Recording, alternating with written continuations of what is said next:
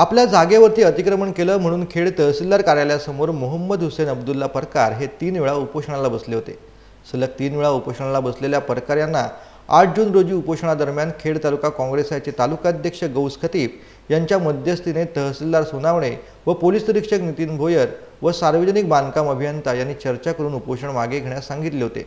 मोहम्मद हुसेन अब्दुल्ला परकार यांच्या जागेतील अतिक्रमण 12 जून रोजी हटवण्यात येईल असं आश्वासन यावेळी देण्यात आलं होतं।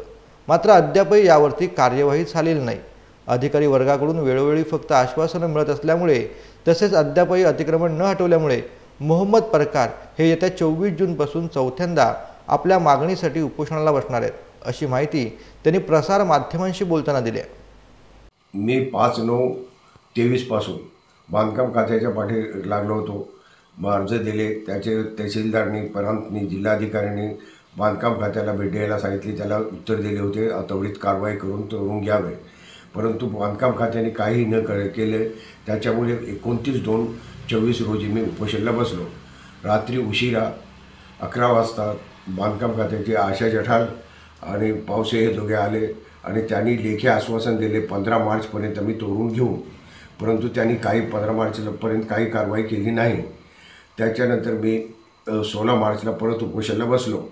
त्याच्यानंतर ते 16 मार्चला संध्याकाळी आले आणि त्यांनी सांगितले 19 मार्चपर्यंत मला पोलीस संरक्षण मिळाल्यानंतर आम्ही तोडून घेतोय, तर तेव्हा तुम्ही उपोषण स्थगित करा। परंतु त्याला मी सांगितले की जेव्हापर्यंत तुम्ही तोडून घेतले नाही मी होणार नाही। मग नंतर आचारसंहिता लागल्यामुळे 17 मार्चला मी उपोषण स्थगित केलं, तरीसुद्धा त्यांनी काही कारवाई केली नाही। म्हणून 7 जूनला मी परत उपोषणाला बसलो। 8 जूनला संध्याकाळी 7 वाजता PI साहेब, तहसीलदार, बांधकाम खात्याचे आशा जठाल पावसे हे आल्यानंतर मला रिक्वेस्ट केली, परंतु मी रिक्वेस्ट मानण्यास तोडल्याशिवाय उठण्यास तयार नव्हतो।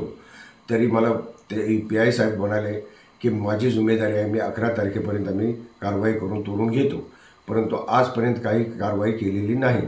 त्याच्यामुळे मी परत उपोषणाला 24/6/24 रोजी सोमवारी उपोषण सुरू करीत आहे, स्थगित केले उपोषण सुरू करीत आहे।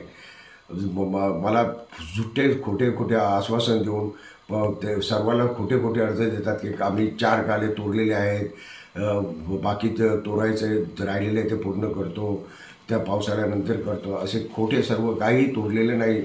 जैसे थे वैसेही आहे, काही केलेलं कारवाई कुणाच्यावर काही कारवाई झालेली नाही, काही तोडलेलं नाही।